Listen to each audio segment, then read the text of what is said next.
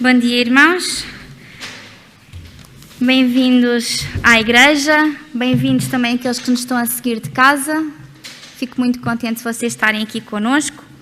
Eu devo dizer que hoje, mais do que professora, sinto-me uma aluna, porque eu muitas vezes também preparo algumas apresentações para os meus alunos irem à frente falar. E eu daqui consigo ver várias pessoas muito melhor qualificadas para estarem aqui neste momento e sinto-me muito pequenina.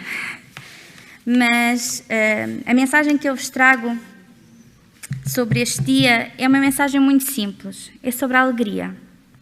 E quero-vos começar este culto com uma história um pouco triste, apesar disso. Veio nas meditações da mulher deste ano e fala de uma mulher, hoje em dia com 40 anos, 40 e poucos anos, Diana Jensen, que antes de nascer ela já sentiu ódio e rejeição.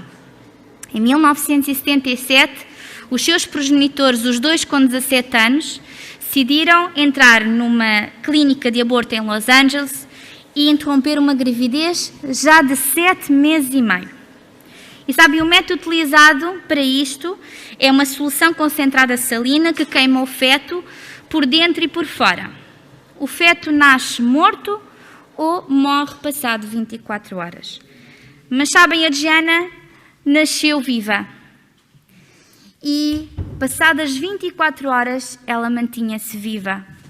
E o médico que estava pronto para assinar o óbito de Diana teve de assinar o certificado de nascimento. A Diana foi rejeitada pelos pais, mesmo assim, até porque, devido à paralisia cerebral, pensavam que ela nunca ia andar, falar. Foi enviada para um orfanato.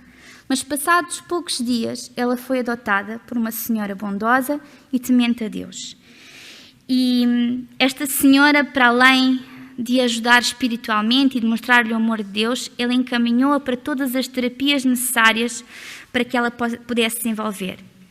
E passado 3 anos, tinha a Diana só 3 anos, ela já andava, já falava e cantava. E hoje em dia, Diana é uma cantora cristã, é uma ativista pró-vida e quando ela fala, ela agradece. Ela agradece mesmo ter sido rejeitada, porque ela diz, só assim é que vocês podem ver o poder de Deus, só através da rejeição como foi feita. E diz ela, e passo a citar as palavras dela, eu fui odiada por muitos, mas também fui amada por muitos. Em especial, eu sou amada por Deus. Eu sou a filhinha dele. E ninguém se mete com a filhinha de Deus. Eu tenho aqui um sinal da testa que diz, é bom que tu sejas simpático comigo, porque o meu pai governa o mundo. A vida dela podia ser baseada no rancor, na incompreensão, mas é baseada na alegria, na gratidão, e ela mostra a todos o amor de Deus. Nós estamos aqui hoje porque estamos a encerrar mais um ano letivo. É um culto de ação de graças e de alegria porque mais um ano se passou. Mas será que existirão mesmo motivos para nos alegrarmos e ficarmos agradecidos? Sabem que estes últimos 2 anos foram um bocadinho difíceis de engolir, não sei o que é que vocês acham. A nossa sociedade foi afetada em várias áreas. A área económica, a área social, familiar, mental e espiritual também. O mundo atravessa uma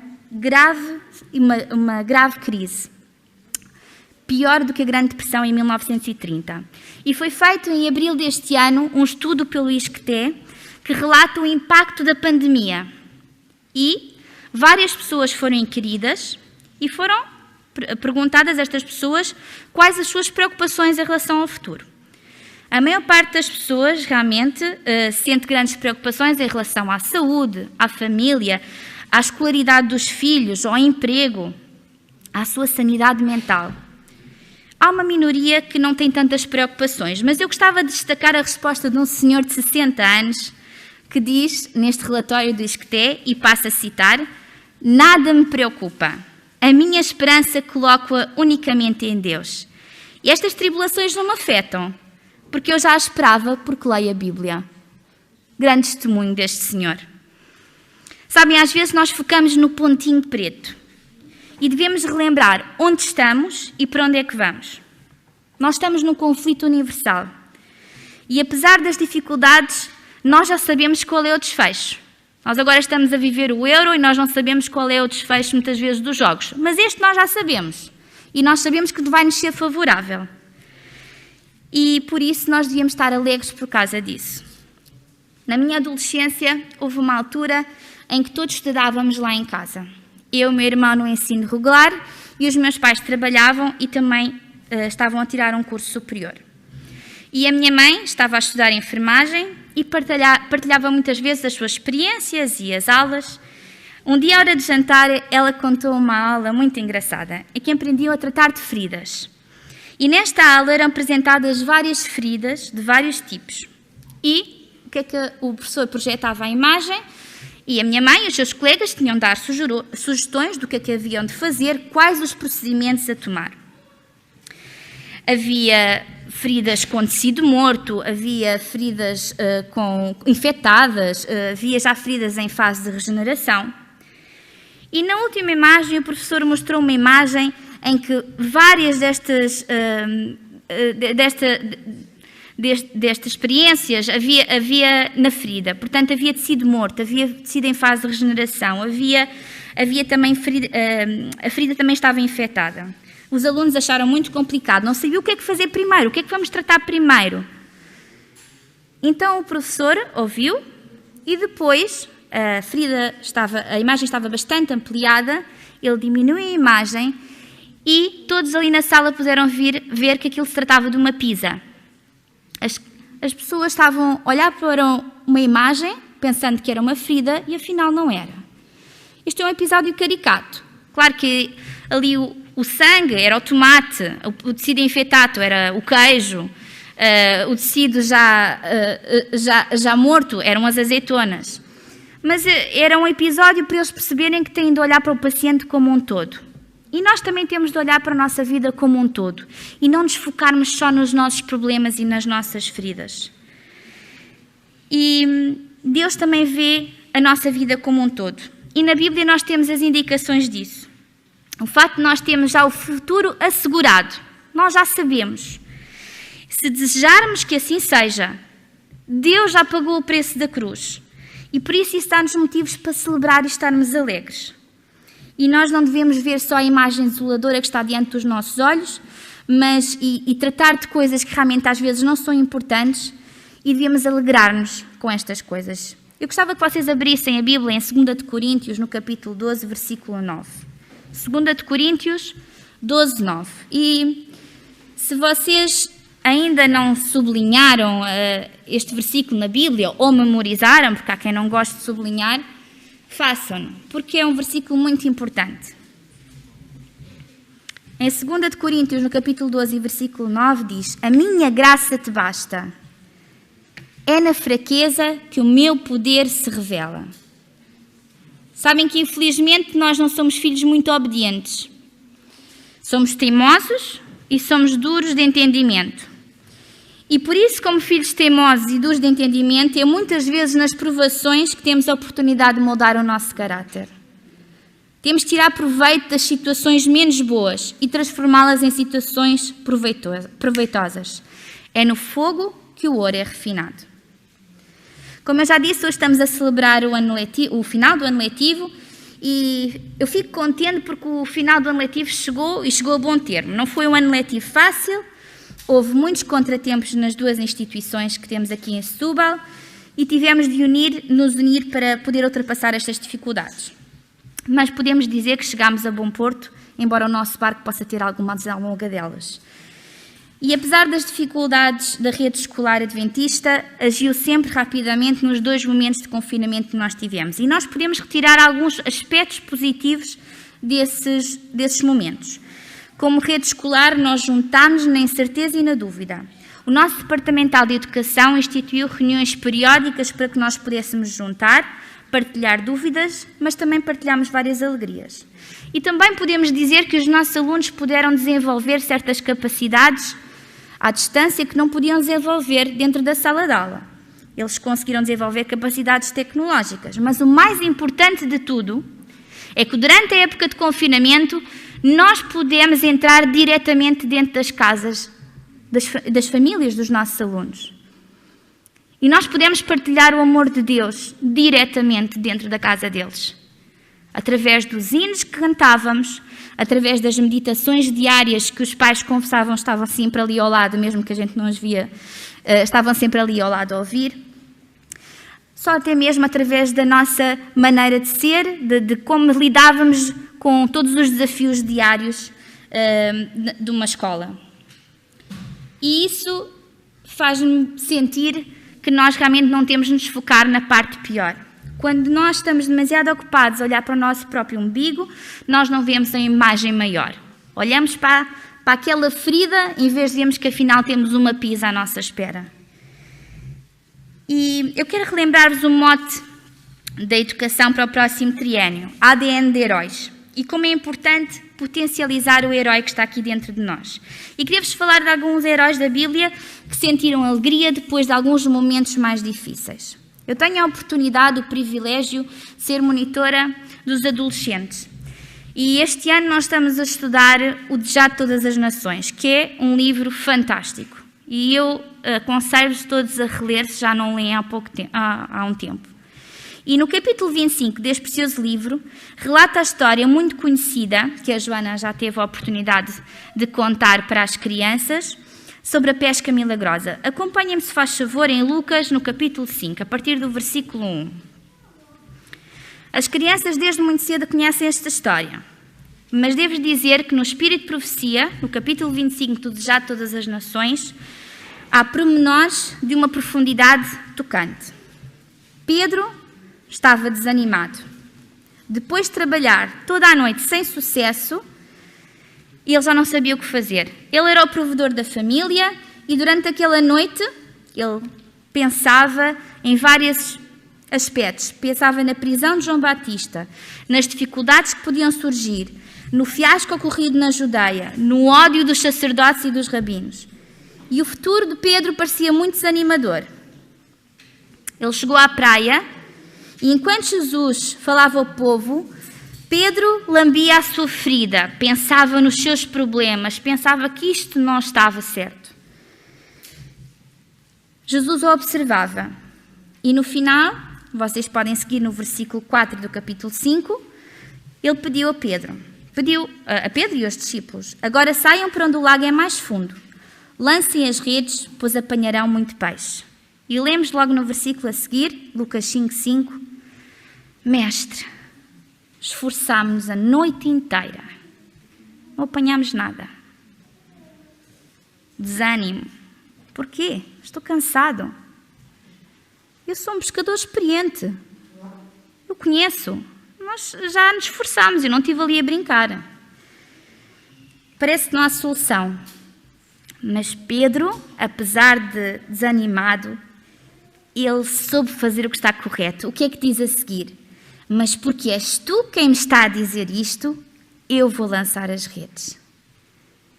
Este salto que Pedro faz, porque és tu que me estás a dizer, eu vou fazer o que me estás a dizer. E a partir deste momento, a partir do momento que Pedro toma esta decisão, a alegria, a paz, a segurança podem brotar na vida de Pedro. Neste episódio, a alegria é quase imediata. Eles lançam as redes à água e vêm como? Cheias de peixinhos, não é? Nem sempre isso acontece na nossa vida. Mas assim que nós damos as rédeas a nosso Deus, nós podemos preencher o nosso coração com coisas mais alegres. Assim que as nossas preocupações saem daqui, a nossa alegria pode brotar dentro do nosso coração. E sabem, para Pedro, este milagre foi a maior revelação do poder divino. Pedro era um pescador experiente e sabia muito bem os elementos da natureza. E ele percebeu que Jesus tinha a natureza sob controle. E ele sentiu segurança, sentiu alegria, gratidão, mas ao mesmo tempo, Pedro também começou a sentir impureza no seu coração. Ao ver a grandiosidade de Deus, ao perceber, ele sentiu impureza no seu coração. Mas isto também é importante, porque é só quando nós percebemos a impureza que está no nosso coração é que nós podemos dar início ao processo de santificação. Se nós nos acharmos demasiado bons, isso nunca vai acontecer. Os problemas não nos vão abandonar nunca, mas se nós passarmos as redes de pesca para o nosso Salvador, a paz e a alegria vão ter espaço dentro de nós. Esta manhã estamos alegres. Temos uma jovem que se vai batizar, temos também 3 jovens que nós vamos celebrar o facto de terem terminado um curso. E eu tinha aqui algumas citações deste mesmo capítulo, capítulo 25, do Desejar Todas as Nações. Na minha parte, no meu livro eletrónico, é na página 157, na versão digital, mas quero dizer a todos, porque existem muitos que, se calhar, não tiveram a oportunidade de fazer um curso superior. E logo no início deste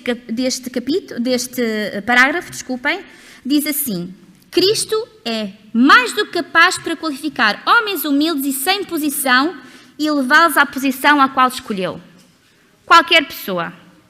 Basta se a pessoa querer. Mas também o Salvador não despreza a educação. E também me quero dirigir a todos os jovens que aqui se encontram, que estão a fazer os seus estudos, estão empenhados em estudar ou que já terminaram e por algum motivo a igreja não celebrou. Mas Deus diz assim: o Salvador não despreza a educação. O mais importante é que o Salvador sabe disso. E Ele não despreza a educação. Pois quando regida pelo amor de Deus e consagrada ao seu serviço, a cultura intelectual é uma bênção. Mas mais à frente diz: a primeira coisa a ser aprendida por todos os que desejam tornar-se cobreiros de Deus é a desconfiança de si mesmo. É desconfiarmos de nós próprios. Porque só assim estaremos preparados para receber o caráter de Cristo. Portanto, há certas coisas que não se aprendem na escola. É nós aprendermos a dar as redes ao nosso Deus, para que Ele nos possa preencher. E se assim fizermos, e mais a seguir, ainda estou a citar o capítulo 25, muitas pessoas estão cumprindo as responsabilidades do dia-a-dia, inconscientes de possuírem faculdades que, se exercitadas, as colocará em pé de igualdade com os mais prestigiados líderes do mundo. Fantástico! Nós temos capacidades dentro de nós que nós não fazemos ideia. Eu admiro muito outro herói para mim, para além de Pedro, foi Moisés. Moisés é um grande exemplo para mim, um grande educador. E quando eu tenho uma turma mais difícil, penso em Moisés, porque turma mais difícil que Moisés teve não existe. Ele teve uma turma bastante difícil e um ministério com bastantes provações, mas ele cumpriu o seu mandato com sucesso. Vamos abrir a nossa Bíblia a Êxodo 3:11. Será que ele se sentia capaz para cumprir este mandato? Êxodo 3:11. O que é que diz? Eu não sou a pessoa indicada para tal. Eu não tenho qualificações para isto. Mas sabem uma coisa? Foi a insegurança de Moisés, a falta de capacidade, foi através disso que veio o sucesso de Moisés. Porque ele aprendeu a depender inteiramente de Deus. Ao contrário do seu irmão Arão, que confiava mais nas suas capacidades, Moisés tinha perfeita noção da sua pequenez. E para além de esvaziar-se cada vez mais do seu próprio eu e dirigir-se pela mão de Deus, Moisés também sabia celebrar as vitórias. Ele percebia que as vitórias vinham de Deus e não eram dele. E nós podemos ver Deus atuar na abertura do Mar Vermelho. E de Moisés alegrar-se com essa vitória, mas dar a honra completamente a Deus. Vamos seguir em Êxodo no capítulo 15, os primeiros 2 versículos, onde podemos ver o cântico de Moisés. É um cântico que nós devíamos saber de cor, porque está escrito em Apocalipse 15:3 que o devemos de cantar no mar de vidro. E diz assim, em Êxodo capítulo 15: Cantarei ao Senhor porque Ele triunfou gloriosamente. O Senhor é a minha força e o meu cântico. Ele me foi por salvação. Este é o meu Deus, portanto eu louvarei. Ele é o Deus do meu Pai, por isso eu o exaltarei. Sabem que estar alegre requer uma prática, é um treino. Em vez de nos focarmos nas catástrofes, devemos treinar a nossa mente a focarmos nas bênçãos que Deus nos dá. E no capítulo 26 de Mateus, nos versículos 6 a 13, temos outro episódio muito conhecido por vocês. Mateus 26, versículos 6 a 13. É o relato em que Maria Madalena agradece com todo o seu ser e se alegra por ter sido resgatada. Maria investiu tanto neste agradecimento porque o seu coração transbordava de alegria e de gratidão. E a gratidão traduz no louvor genuíno, na oferta generosa, através de palavras sentidas de adoração, mas a alegria não é algo natural. É verdade que existem pessoas mais propensas a ser alegres do que outras, mas todos nós devemos trabalhar a alegria dentro do nosso caráter. E nas nossas orações diárias nós devemos pedir a Deus um coração grato, alegre, para louvar o nome do nosso Criador, mantenedor e Salvador. Não pensem que vocês estão aqui por vossa causa. Vocês estão aqui por glória e graça de Deus, porque Ele vos mantém diariamente. E reconhecer tudo o que nos é dado é sempre por Deus, isso faz-nos construir um sentimento de alegria, e se nós conseguimos cultivar este sentimento, ele vai transbordar e vai ser visível aos outros. E podemos testemunhar assim aos outros: eu estou alegre porque eu amo a Deus e decidi entregar a Deus todo o meu ser. Maria Madalena fez isso. E em Mateus 26:3 diz: o gesto dela será lembrado e elogiado. Portanto, podemos concluir que a nossa vida nesta terra não é fácil. E muitas vezes vamos ter dificuldades. Nós tivemos bastantes dificuldades nos nossos estabelecimentos educativos durante este ano, mas também vimos Deus atuar de forma milagrosa em outras situações durante este ano letivo. Em vez de fixarmos o nosso olhar para a nossa própria ferida, para o nosso próprio umbigo, de vivermos na escuridão, podemos olhar para trás e celebrar o maravilhoso Deus que encheu a rede de peixe, que abriu o mar vermelho, e mais extraordinário, que mudou um coração pecador. Podemos olhar para um Deus que nos sustém constantemente no presente. E também podemos olhar para a frente e alegrar-nos com as promessas que Deus nos sussurra diariamente ao nosso ouvido, se assim nós o quisermos. Se nós confiarmos em Deus como Pedro, Moisés, Maria Madalena fez, nós podemos citar o que está escrito em Salmos 126:3. Vamos abrir Salmos 126:3. Ao levantar e ao deitar, nós devemos lembrar deste salmo. Com efeito, grandes coisas fez o Senhor por nós, e por isso estamos alegres. Quem quer repetir? Eu acho que é fantástico nós repetimos no nosso coração e diariamente.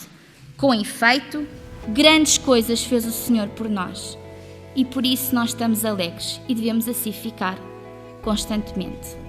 Um bom sábado.